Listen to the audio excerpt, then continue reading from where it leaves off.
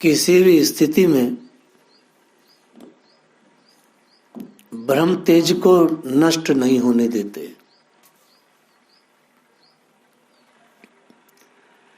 कल हमने सुना कि किस प्रकार भगवान के लाडले पार्षद भगवान के प्रति सेवा वृत्ति के कारण हमेशा उनके साथ ही जमे रहते हैं।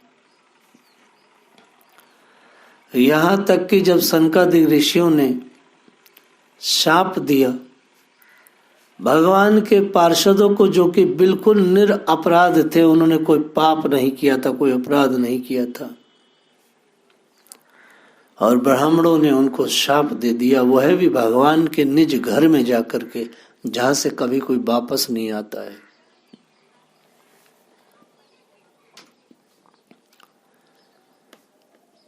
भगवान ने अपने पार्षदों से कहा कि तुम निर्भय हो जाओ, तुम्हारा कल्याण होगा। मैं सर्वसमर्थ होकर के भी ब्रह्म तेज की रक्षा करना चाहता हूं।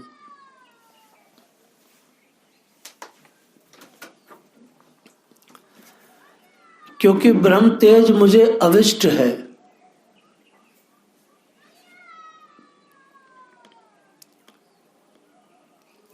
इसका मतलब क्या है? इसका मतलब यह है, जो हम जैसे बकवास साधु जो छोटे मोटे भजन करते हैं, संन्यास ले लिया, दंड धारण कर लिया, कुछ भी पद ले लिया, या कोई पंडित पढ़ गया जो मंदिर में पुजारीगिरी कर रहे हैं, हमारे जैसे मूर्ख जब किसी को आशीर्वाद देते हैं, हमारे जैसे टटपुंजे साधु जब किसी को कुछ श्राप देते हैं, तो उससे ब्रह्म तेज नष्ट होता है, एकदम नष्ट होता है। भगवान ब्रह्म तेज को नष्ट न होने देने के कारण सनकादि ऋषियों के मुख से जो निकला है कि तुम नीचे राक्षस योनि में जाओ, भगवान कह रहे हैं मैं ब्रह्म तेज नष्ट नहीं होने देता हूं, इसलिए मैं इसको स्वीकार करवा रहा हूं, तुम डरो मत। इस प्रकरण से हमें ये सीखना चाहिए, जो भी लोग साधन में रत हैं, चाहे वो टटपुंजी हो या सिद्ध अवस्था में हो, उन्हें अपने ब्रह्म तेज का ख्याल रखना चाहिए और उसे इस प्रकार से उसका दुरुपयोग नहीं करना चाहिए। भगवान को कष्ट होता है, क्योंकि जब साधकगण सिद्धजन इस तरह से वाणी का दुरुपयोग करेंगे, जाओ तुम्हारा कल्याण हो, जाओ तुम्हारा नाश हो, और भगवान की मर्जी ना हो, उसके प्रारब्ध में ना हो, तो ब्रह्म तेज नष्ट होगा। इसलिए कली काल में संतों की वाणी का कोई उपयोग, कोई प्रभाव नहीं, क्योंकि वाणी का इतना दुरुपयोग है, इतना दुरुपयोग है कि उसे खुद ही नहीं पता है। इसलिए सबसे बढ़िया व्यवस्था है अपने नाम मौन रहे। महाराज जी हमारे बच्चे को आशीर्वाद दे दो, हाँ भैया भगवान इस पर कृपा करे, इतनी बात कहे बस। जाओ जी तुम्हारा ये होगा जी वो होगा, इससे कुछ होने वाला नहीं, और ब्रह्म तेज का ह्रास होता है। भगवान ने कहा मैं समर्थ हूं कि इस बात को काट सकता हूं, लेकिन मैं चाहता हूं कि ब्राह्मणों का ब्रह्म तेज नष्ट न हो, मैं उनकी वाणी का, उनके तेज का रक्षण करता हूं। क्योंकि यदि मैंने उनके तेज का रक्षण नहीं किया तो साधना की शक्ति की महिमा खंडित हो जाएगी, फिर बहुत बुरी स्थिति बनेगी।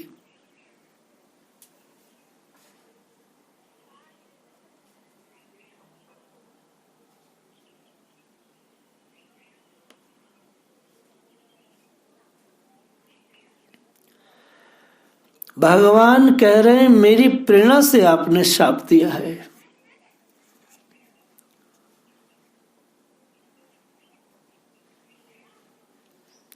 अब क्यों क्यों भगवान की प्रेरणा से शाप दिया गया? इसका एक समाधान है। भगवान जब एक बार योग निद्रा में स्थित होकर के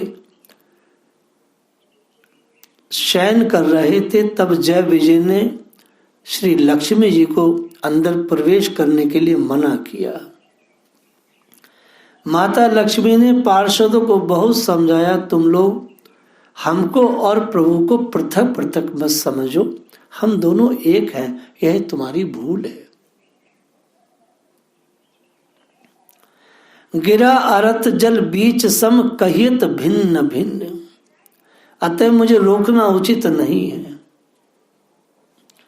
पार्षदों ने कहा कि मैया भगवान ने आज्ञा करी है, भीतर कोई नहीं जाएगा। मैया ने कहा मैं उनसे अभिन्न हूं, मैं गैर नहीं हूं, हम दोनों एक हैं। वह आज्ञा और लोगों के लिए है, और भगवान के भक्त भी भगवान से अभिन्न है, वो भी गैर नहीं है। तो बड़ी मुश्किल से श्री लक्ष्मी जी को भगवान के पास जाने दिया।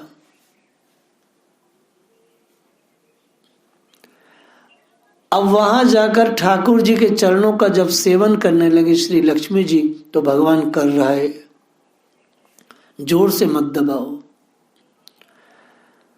अब इतने बड़े बड़े पार्षदों की शक्ति को देख करके, उधर भगवान की कोमलता को देख करके श्री लक्ष्मी जी डर गई, सकुचा गई कि यह तो इतने कोमल है और पार्षद तो इतने शक्तिशाली है, कहीं मेरे पति को कुछ करना दे।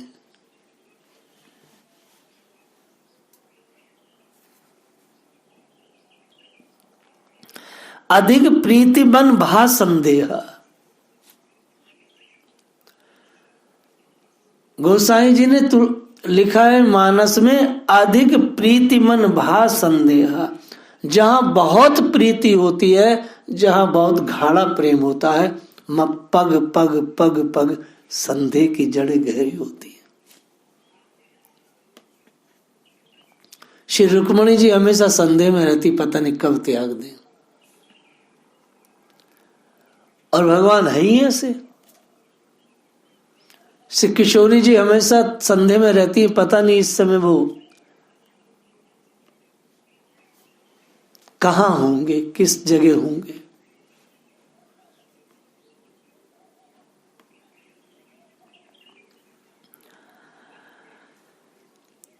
अधिक प्रीति में बहुत संदेह रहता है। जब श्री लक्ष्मी जी ने बहुत शिकायत की कि ये तो ऐसे हैं, तो भगवान ने कहा अभी आप धीरज रखें, धैर्य धारण करें। तो जब भगवान ने कहा अभी धीरज रखें, धैर्य धारण करें, तो श्री लक्ष्मी जी ने कहा क्यों आप मुझसे धैर्य धारण क्यों कह रहे हैं? आप तो समर्थवान ने, अगर नौकर ने गलती की है, सेवक ने, तो आप उसे दंड दें। तो भगवान वाणी चतुर है, भगवान ने बड़ी चतुराई से कहा अगर मैं इन्हें अभी हटाता हूं तो सारी त्रिलोकी में जितने ब्राह्मण ऋषि मुनि हैं वो कहेंगे भगवान ने घरवाली का पक्षपात लेके अपने नौकरों को हटा दिया। इसलिए देखो मैं अभी नहीं हटा सकता, क्योंकि सब लोग हमारे खिलाफ हो जाएंगे। ये हास्य की बात कर रहे हैं। अतः मैं कोई ऐसी युक्ति सोचूंगा कि इनको दंड भी मिल जाए, ये ठीक भी हो जाए और हमें दोष भी न लगे। भगवान कितने चतुर हैं। तो लक्ष्मी जी एकदम खुश हो गई, हाँ सरकार ये बात ठीक है, हमारी बड़ी बदनामी हो जाएगी। वैसे भी त्रिलोकी में राक्षस लोग हमारी बदनामी करते रहते हैं, ये विष्णु वाला गलत है, हमेशा देवताओं का पक्ष लेता है। बोले हाँ बस मैं लक्ष्मी जी इसलिए ऐसा करूं, प्रिय आप समझो बात को। तो मानो लक्ष्मी जी ने पूछा हो तो फिर किसके द्वारा आप ऐसा करेंगे? तो भगवान मन ही मन मुस्कुराए कि मेरे लाडले दुलारे संत और महात्मा ब्राह्मण ही हैं जिनको मैं शिकार बना करके अपने कार्य करता हूं। देखो कितनी बड़ी बात है। भगवान के अपने निज सेवक हैं और संत साधु ब्राह्मण भी भगवान के अपने हैं। तो भगवान अपना निज कार्य देवताओं से, ब्राह्मणों से, संतों से ही लेते हैं।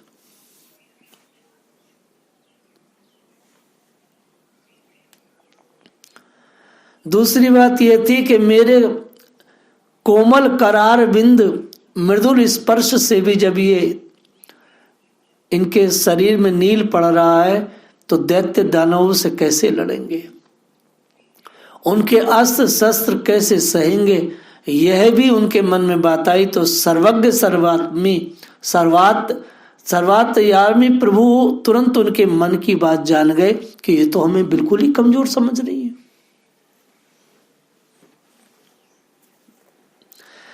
तो इस विचार से श्री लक्ष्मी जी को अपना बल और पराक्रम दिखाने के लिए उन्होंने विचार किया कि मुझसे लड़ेगा कौन।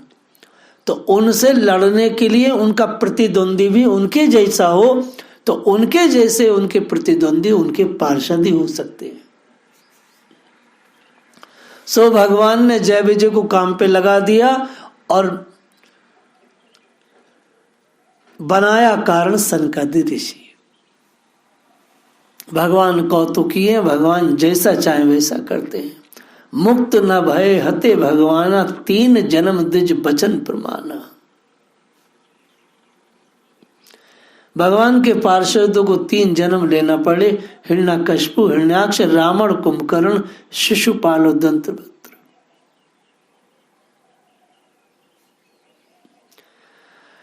धन्य तो ये पार्षद ही है जिन्हें भगवान बार बार अपना कहते। आहा, भगवान ने 10 बार अपने दरवाजे पर, गोलोक के दरवाजे पर, जहां सनकादि ऋषि ने शाप दिया, सनकादि ऋषि सामने खड़े और भगवान ने 10 बार ये बात कही, मेरे पार्षद, मेरे पार्षद, मेरे पार्षद। ये कितनी बड़ी बात थी।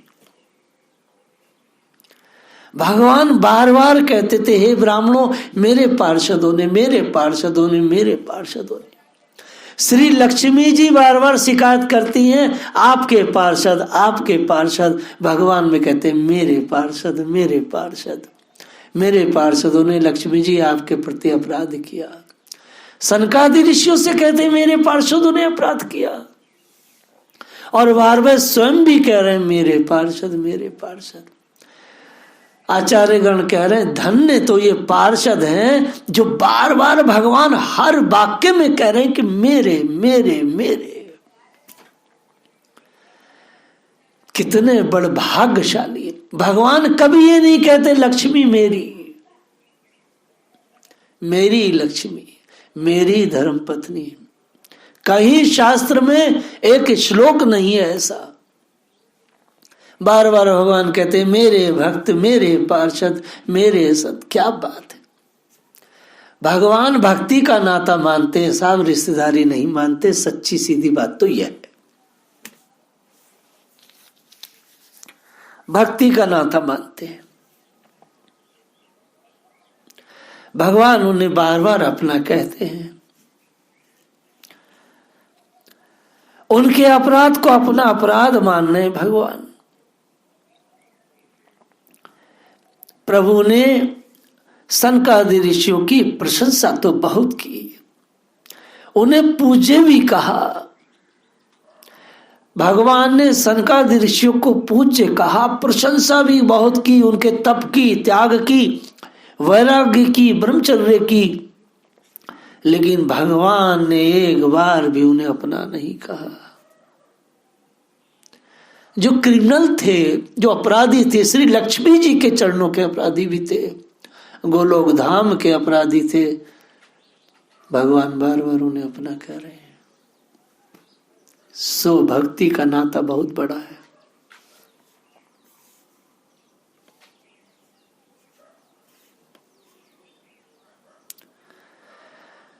भक्ति का नाता बहुत बड़ा है। सनकादि ऋषि बार बार कह रहे हैं, सरकार शाप का कारण हम बने हैं, अतएव एक जन्म में इनका उद्धार भी मेरे निमित्त से होगा। हम स्वयं इनके पुत्र बनेंगे, मुझे ये सताएंगे, तब आपका अवतार और उनका उद्धार होगा। आगे चलकर सनकादि प्रहलाद जी के रूप में हिरण्यकशिपु के पुत्र बने।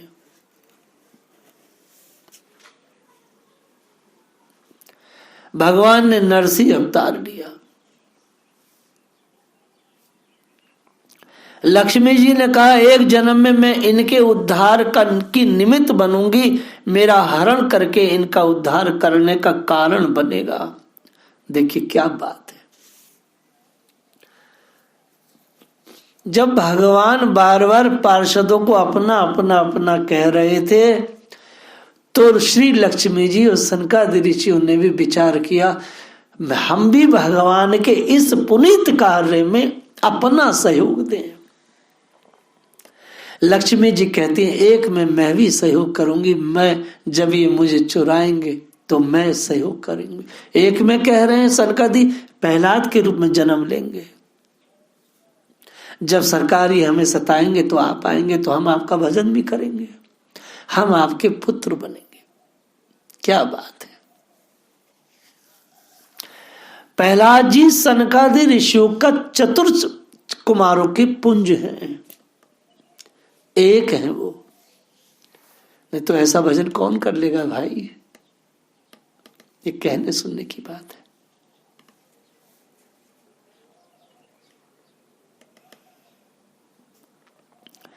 भगवान ने कहा एक जन्म में इनका उद्धार का निमित्त मैं बनूंगा, मुझसे जब व्यक्तिगत घोर विरोध करेंगे तो मेरे द्वारा मारे जाकर शाप से सर्वथा के लिए मुक्त हो जाएंगे। शिशुपाल के चैप्टर में भगवान कह रहे हैं।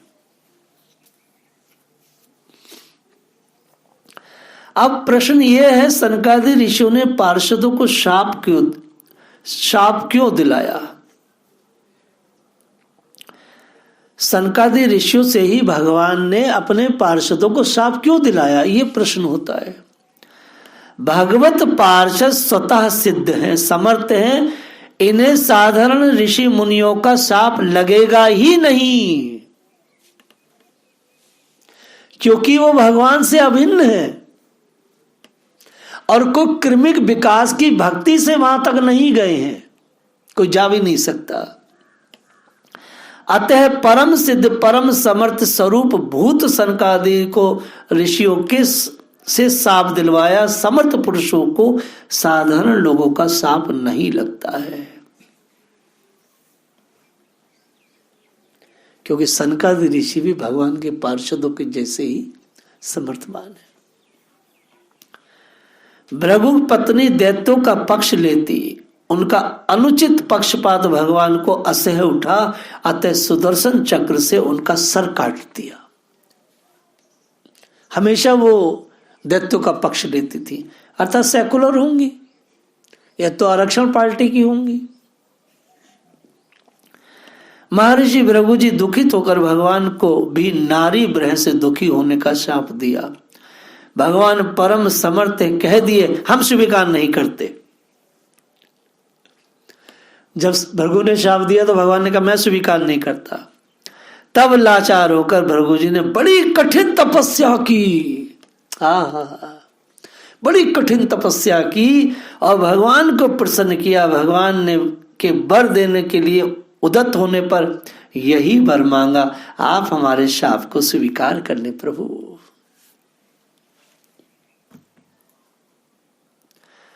भृगु जी ने शाप दिया, ठाकुर जी ने कहा मैं नहीं मानता,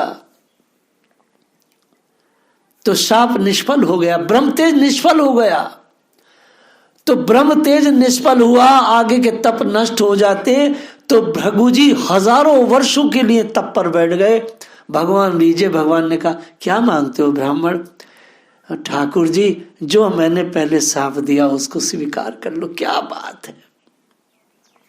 और भगवान ने सहर्ष स्वीकार किया, तथा अस्तु ऋषि। सो भगवान कह रहे हैं जय विजय से कि भैया मैं समर्थवान हूं, इसे नष्ट कर सकता हूं, लेकिन मैं ब्राह्मणों के तेज को, उनके तप के बल को नष्ट नहीं करना चाहता।